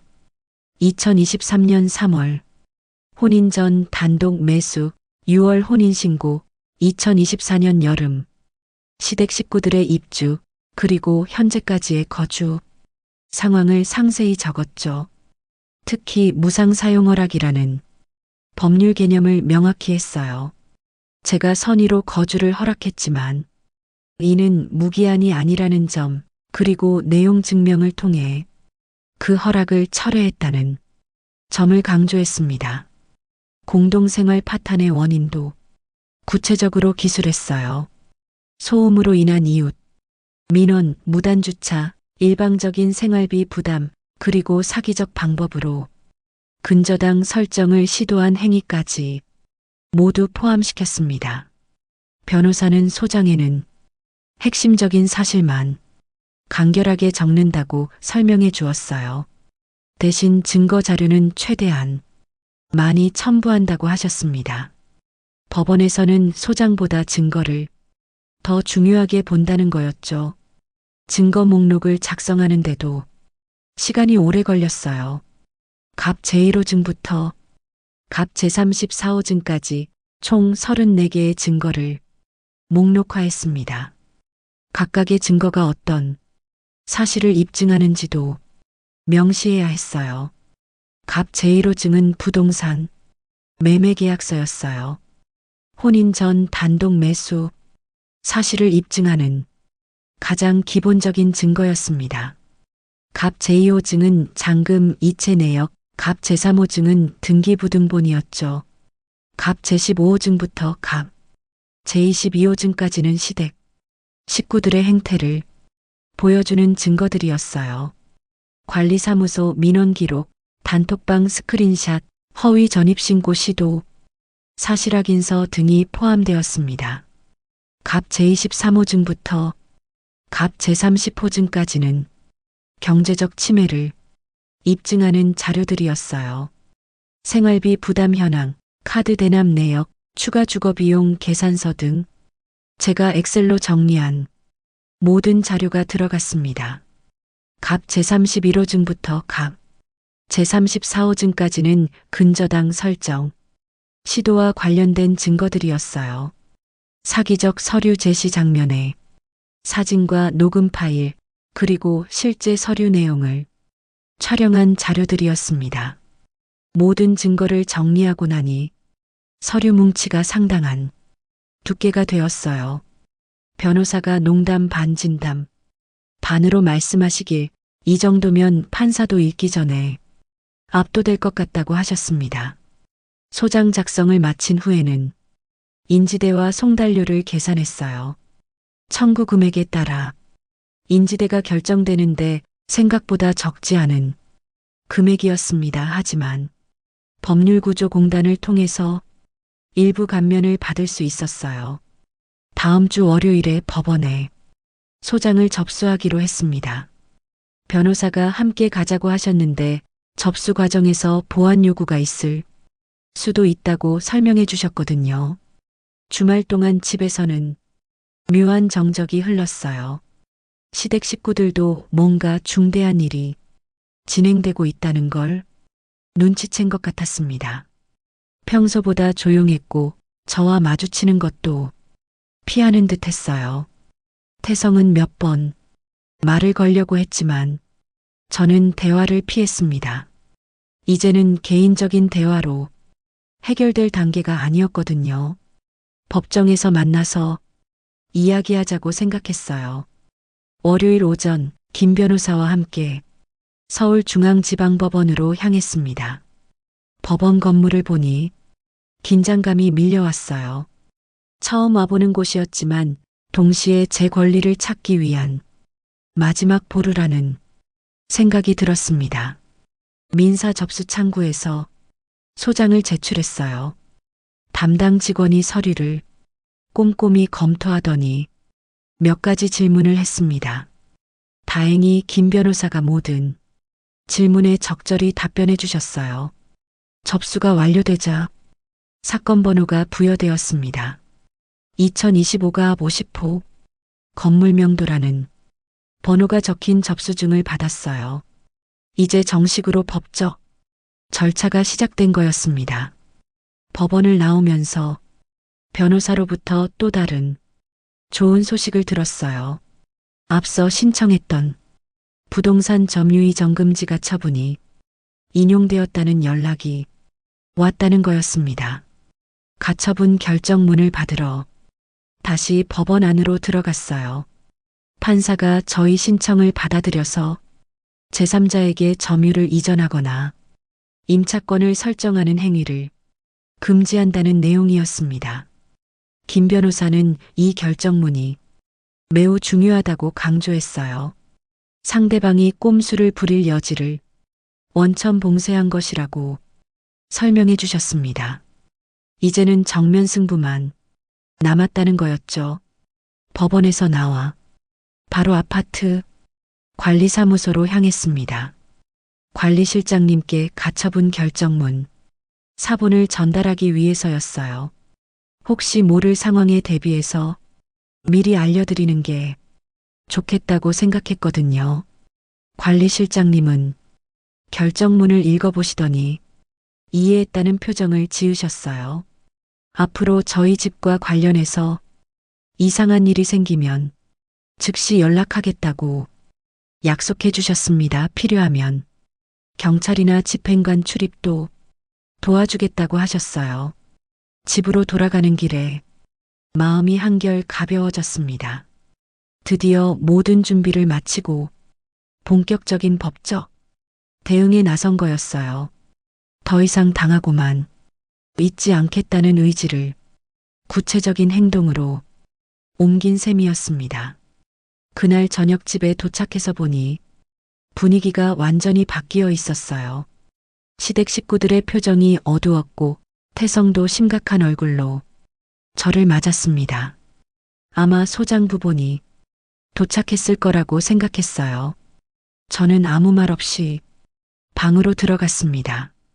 이제는 법이 정한 절차에 따라 모든 것이 진행될 테니까요.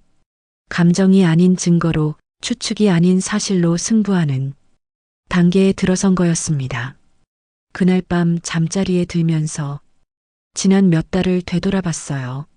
처음 단톡방 메시지를 발견했을 때의 충격부터 오늘 소장을 접수하기까지 참 많은 일이 있었습니다. 하지만 이제는 끝이 보이기 시작했어요. 소장은 간결하게, 증거는 두툼하게, 김소연 변호사가 해준 이 말이 계속 머릿속에 맴돌았습니다. 저는 그 조언을 충실히 따랐고 이제 그 결과를 기다리면 되는 거였죠. 소장을 접수한 지 3주 후 첫 번째 변론 기일 통지서가 도착했습니다. 5월 15일 오전 10시 30분 서울중앙지방법원 417호 법정에서 변론이 열린다는 내용이었어요. 드디어 법정에서 정면 대결을 하게 된 거였습니다. 기일 하루 전 김소연 변호사와 마지막 준비 모임을 가졌어요. 법정에서 어떤 식으로 진행될지, 상대방이 어떤 주장을 할 가능성이 높은지 미리 점검해 봤습니다. 변호사는 차분하게 대응하라고 당부했어요. 당일 아침 일찍 법원에 도착했습니다. 417호 법정 앞에는 이미 태성과 시댁, 식구들이 와 있었어요. 그들도 변호사를 선임한 것 같았습니다. 50대 남성 변호사가 함께 있었거든요. 법정에 들어서니 생각보다 작고 엄숙한 분위기였어요. 판사석, 서기석, 그리고 양측 변호사가 앉을 테이블이 마련되어 있었습니다. 방청석에는 몇 명의 사람들이 앉아 있었죠. 10시 30분 정각에 판사가 입장했습니다. 40대 후반으로 보이는 여성 판사였어요. 차분하면서도 예리한 인상이었습니다. 서기가 사건을 호명하자 본격적인 변론이 시작되었어요. 먼저 원고 측인 저희가 주장을 펼쳤습니다. 김소연 변호사가 차근차근 사실관계를 설명했어요. 혼인 전 단독 매수, 선의의 무상 사용 허락, 그리고 그 허락의 철회까지 시간 순서대로 정리해서 발표했습니다. 특히 증거 자료들을 하나씩 제시할 때 판사의 관심이 높아지는 게 보였어요. 매매계약서와 등기부등본을 확인할 때는 고개를 끄덕이셨고 관리사무소 민원 기록을 볼 때는 미간을 찌푸리셨습니다.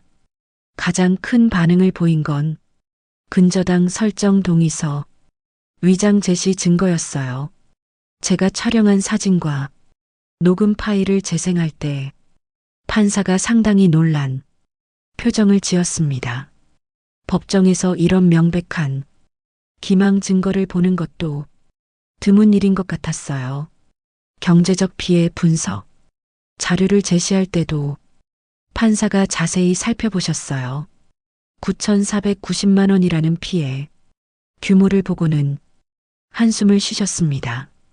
단순한 거주 분쟁을 넘어선 심각한 경제적 침해라는 걸 인정하시는 것 같았어요. 다음은 피고 측 변호사의 반박 차례였습니다. 예상했던 대로 가족 부양 의무를 주된 논리로 내세웠어요.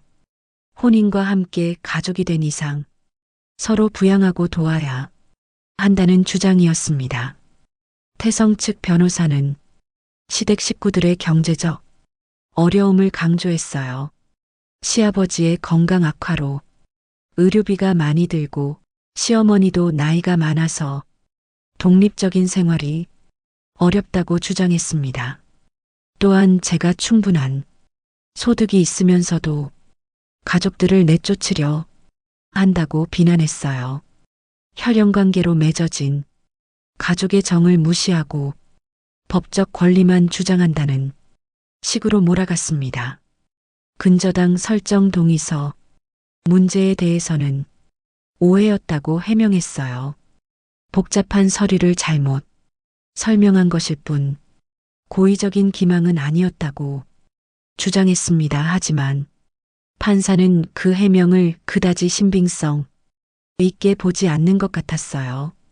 양측의 주장이 끝나자 판사가 잠시 정리 시간을 가졌습니다. 서류들을 다시 한번 검토하고 몇 가지 질문을 던졌어요.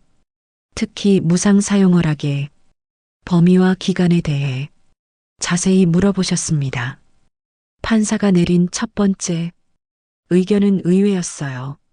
바로 판결로 가기보다는 조정을 먼저 시도해보자는 제안이었습니다. 가족 간의 분쟁인 만큼 서로 양보할 여지가 있을 것 같다는 판단이었죠. 조정실로 장소를 옮겨서 조정 절차가 시작되었어요. 판사가 직접 조정을 주재했습니다. 좀 더 편안한 분위기에서 대화를 나누자고 하셨어요. 조정에서 판사가 제시한 안은 현실적이었습니다. 피고들은 2개월 내에 퇴거하되 그동안의 무상거주에 대한 사용이익은 시세의 절반만 지급하라는 내용이었어요.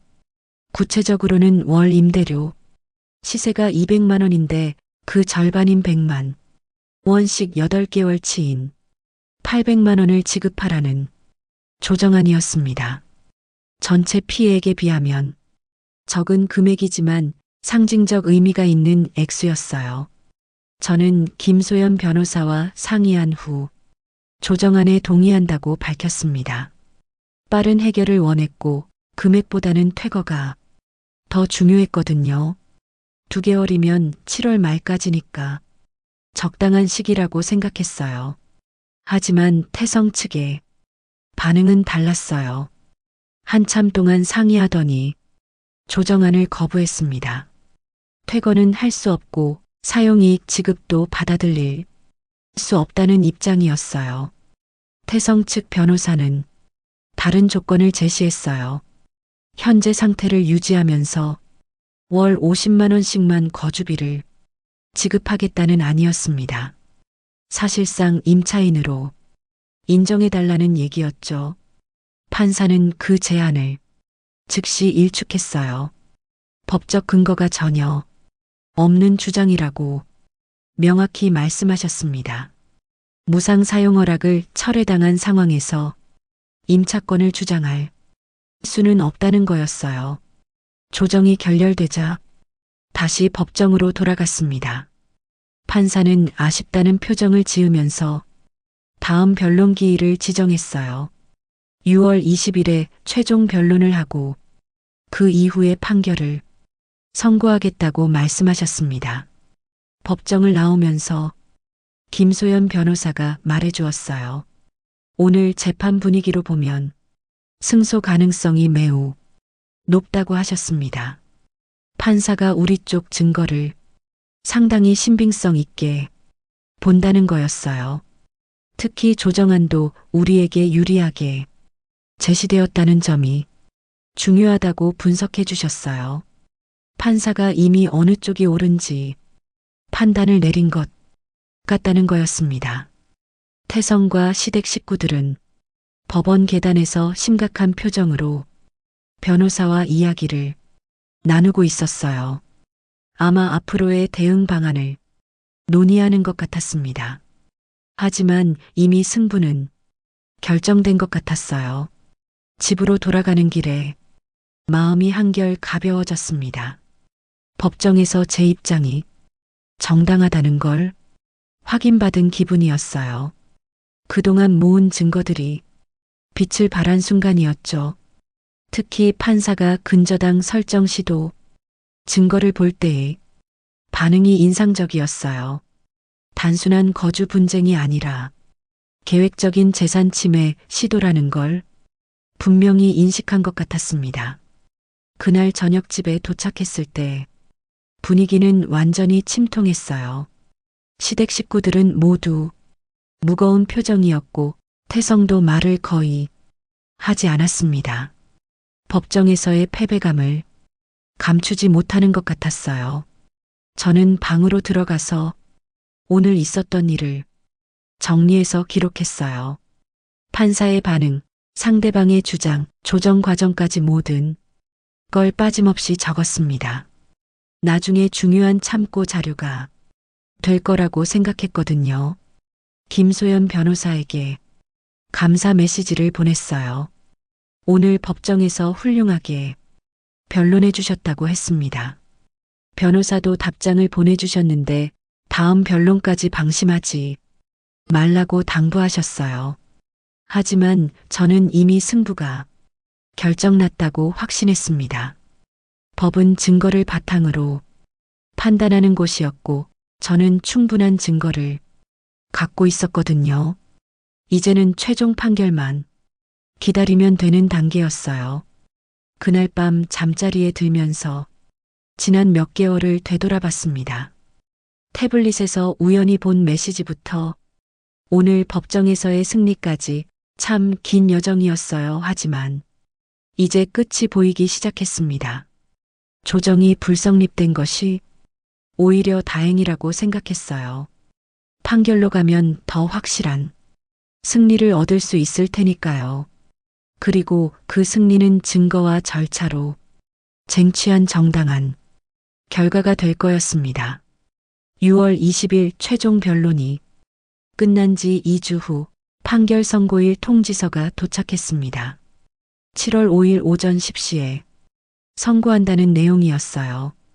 김소연 변호사는 이례적으로 빠른 선고 일정이라고 말씀하셨습니다. 판사가 이미 결론을 내렸다는 신호라고 분석해 주셨어요. 선고일 당일 아침 일찍 법원에 도착했습니다. 태성과 시댁, 식구들도 와 있었지만 표정이 많이 어두워 보였어요. 저는 오히려 마음이 차분했습니다. 그동안 준비한 모든 증거들에 대한 확신이 있었거든요. 십시 정각에 판사가 입장했고 바로 판결 선고가 시작되었어요. 판사는 차분한 목소리로 판결 요지를 읽어 내려갔습니다. 원고의 주장을 전면 인용한다는 내용이었어요. 판결문의 핵심은 명확했습니다. 피고들은 원고에게 이 사건 건물을 인도하라.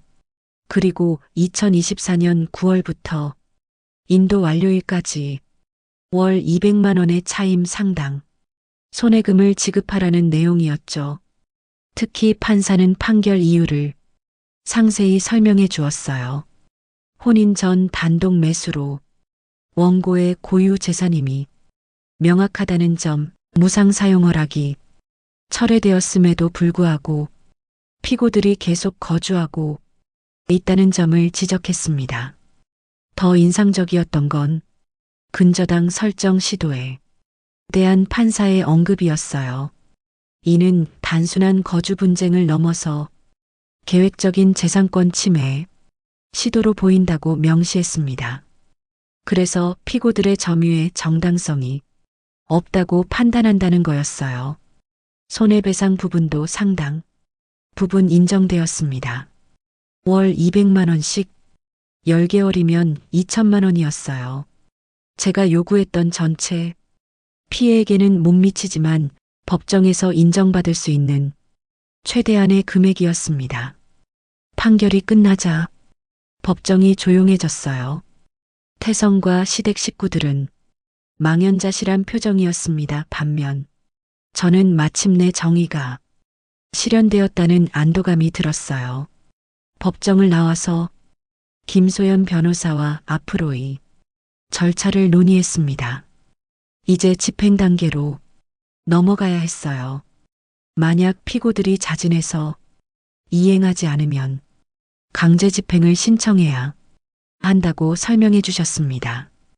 2주간의 항소 기간을 기다렸지만 상대방에서 항소하지 않았어요.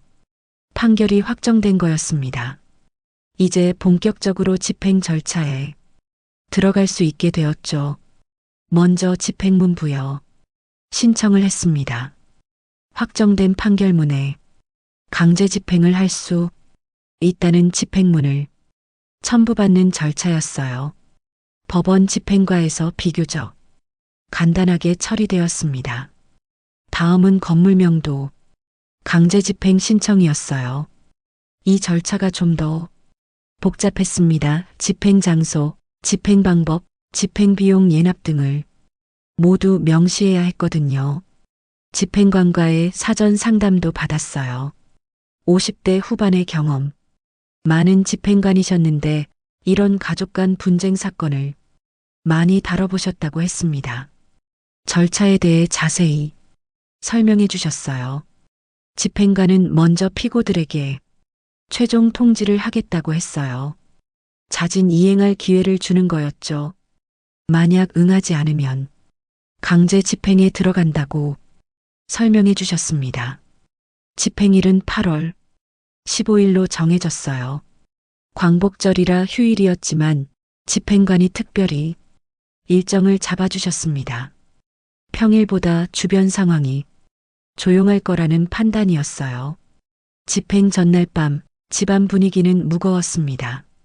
시댁 식구들은 짐을 싸기 시작했어요. 하지만 여전히 떠날 생각은 없어 보였습니다. 그냥 신용만 하는 것 같았어요. 태성이 마지막으로 저에게 부탁했어요. 조금만 더 시간을 달라고, 다른 곳을 구할 때까지만 기다려달라고 했습니다. 하지만 저는 단호하게 거절했어요. 이미 충분한 시간을 줬다고 말했습니다.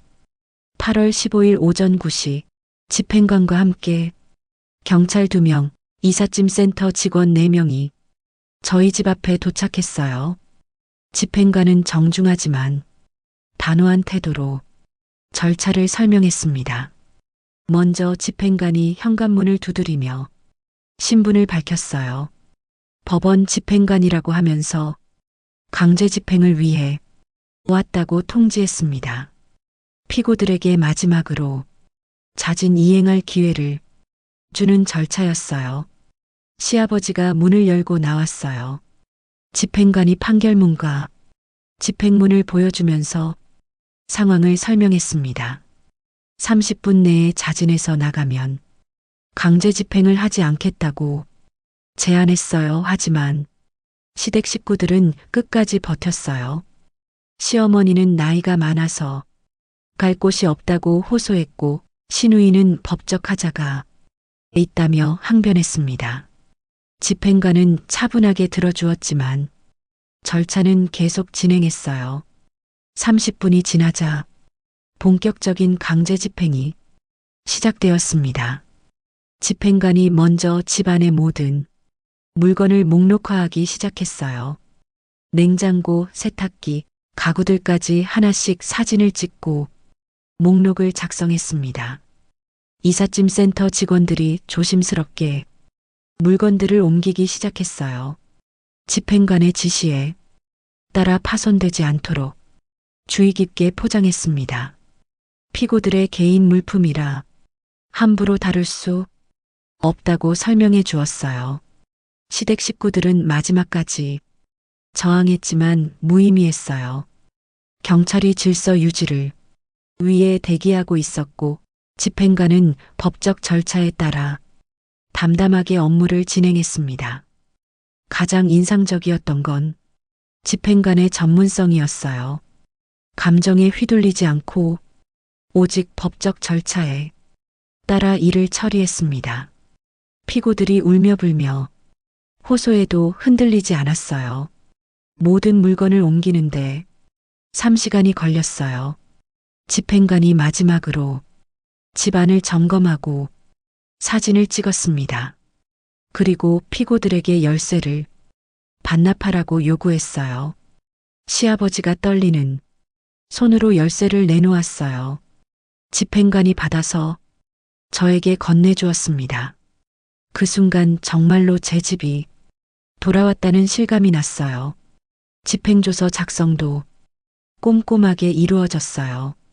집행 시작 시간, 종료 시간, 물건 목록, 인계 과정까지 모든 것이 기록되었습니다. 집행관, 경찰, 그리고 저까지 모두 서명했어요. 피고들은 임시로 짐을 보관할 창고로 향했어요. 이삿짐 센터에서 3일간 무료 보관을 제공한다고 했습니다. 그 사이에 새로운 거처를 마련하라는 집행관의 조언이었어요. 오후 일시경 모든 절차가 완료되었습니다. 집행관과 경찰, 이삿짐 센터 직원들이 모두 떠나고 나니 집이 텅 비었어요. 드디어 진정한 의미에서 제 집이 된 거였습니다. 집 안을 둘러보니 곳곳에 손상된 부분들이 보였어요. 벽지가 찢어진 곳, 바닥에 흠집이 난 곳, 문짝이 삐걱거리는 곳까지 이것들도 모두 원상회복 청구에 포함시켜야겠다고 생각했어요. 김소연 변호사에게 집행 완료 소식을 전했습니다.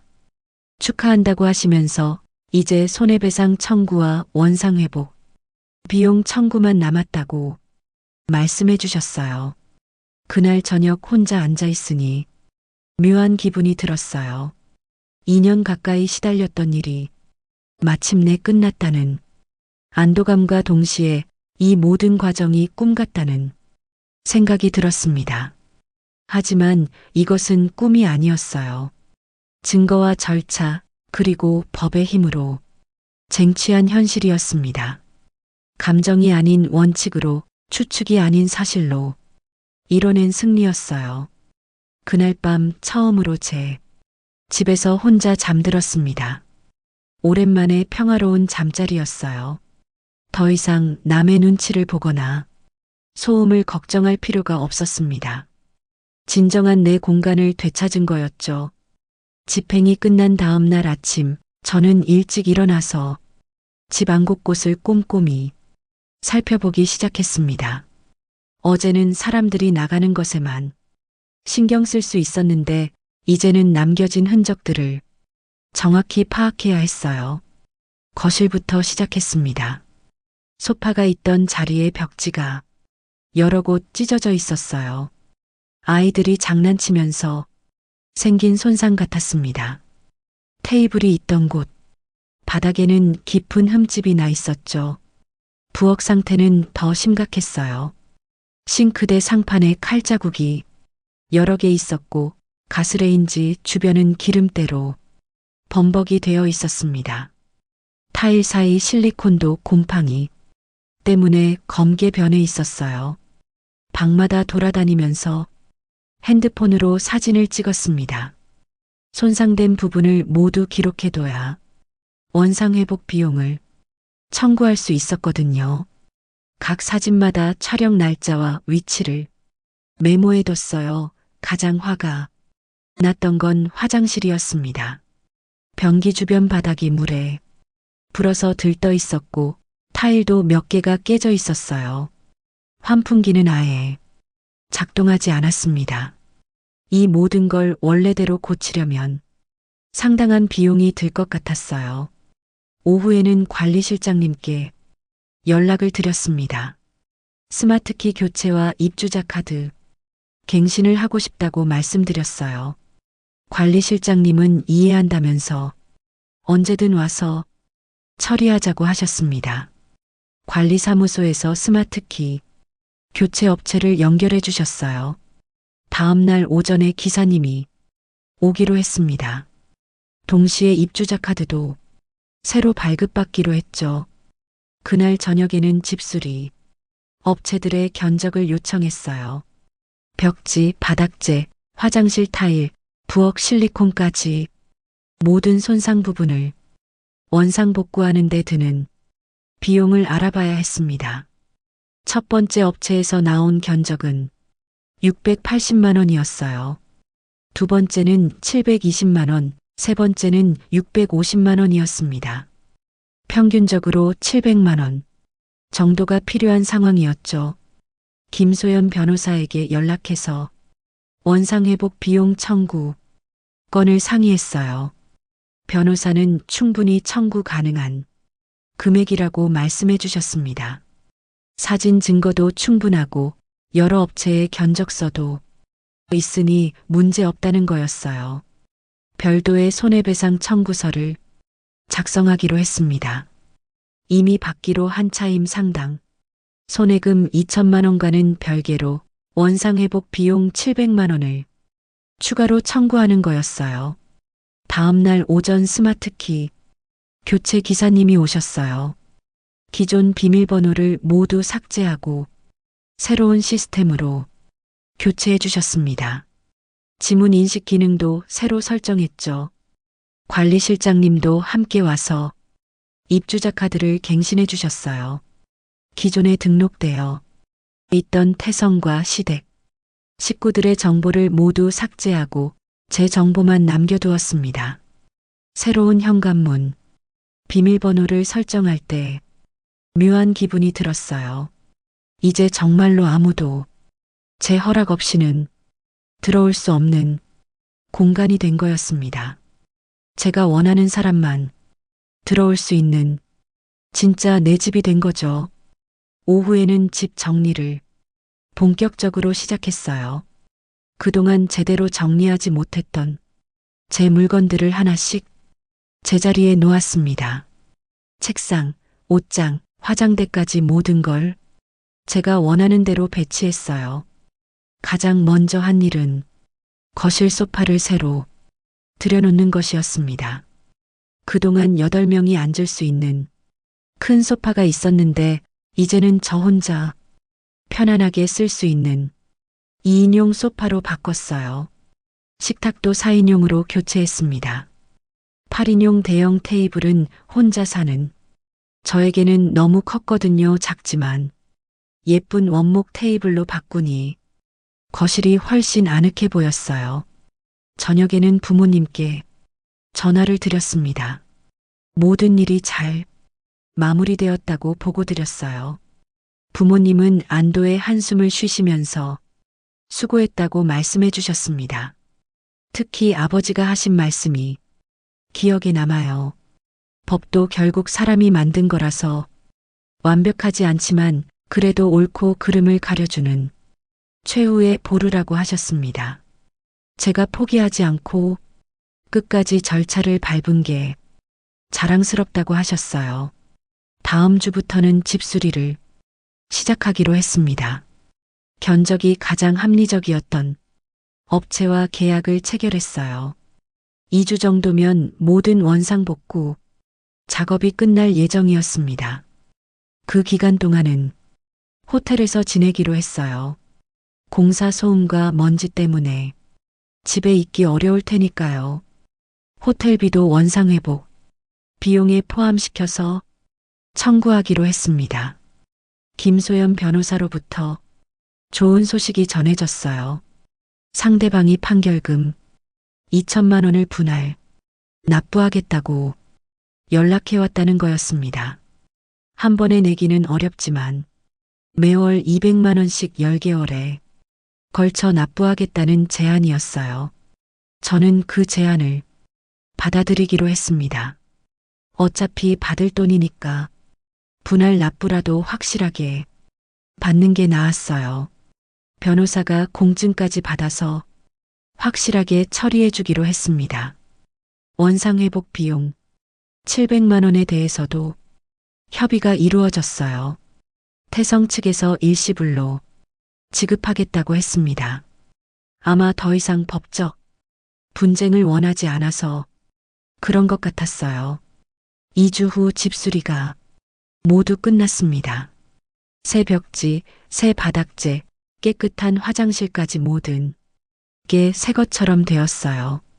처음 이사 왔을 때보다도 더 깔끔하고 예뻤습니다. 집으로 돌아온 첫날 밤, 저는 거실 소파에 앉아서 지난 1년을 되돌아봤습니다. 우연히 본 단톡방, 메시지부터 오늘까지 정말 많은 일이 있었어요. 가장 크게 깨달은 건 감정과 절차의 차이였습니다. 처음에는 화가 나고 억울해서 어떻게 해야 할지 몰랐어요. 하지만 법은 감정이 아니라 증거로 판단한다는 걸 배웠습니다. 제가 이길 수 있었던 이유는 감정을 절차로 바꿨기 때문이었어요. 억울함을 내용 증명으로, 분노를 증거 수집으로, 절망을 법정, 투쟁으로 바꾼 거였죠. 김소연 변호사가 처음에 해준 조언이 맞았습니다. 감정이 아닌 기록으로 승부하라는 말이요. 저는 그 조언을 충실히 따랐고 결국 승리할 수 있었어요. 가장 뿌듯한 건 스스로 해냈다는 점이었습니다.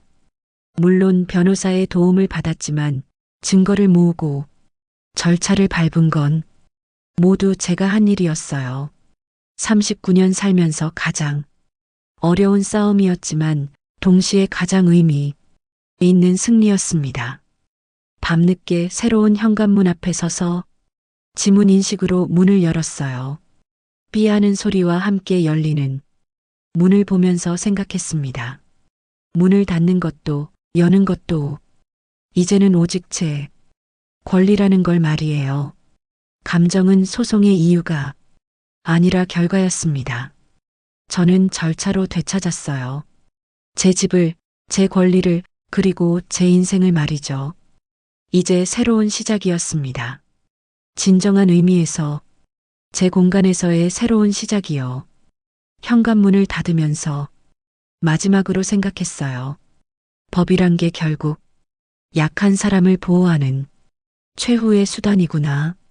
그리고 그 법을 제대로 활용하려면 감정보다는 증거가, 추측보다는 사실이 필요하다는 걸 말이에요. 저는 이제 진짜로 집주인이 되었습니다. 문서상으로만이 아니라 실질적으로도 말이죠. 그리고 그 과정에서 더 강한 사람이 되었어요. 앞으로 어떤 일이 생겨도 절차와 원칙으로 헤쳐나갈 수 있는 사람이 된 거였습니다. 오늘 이야기도 공감되셨다면 어디서 듣고 계신지 지역을 남겨주세요. 좋아요와 구독, 그리고 댓글 부탁드립니다. 감사합니다.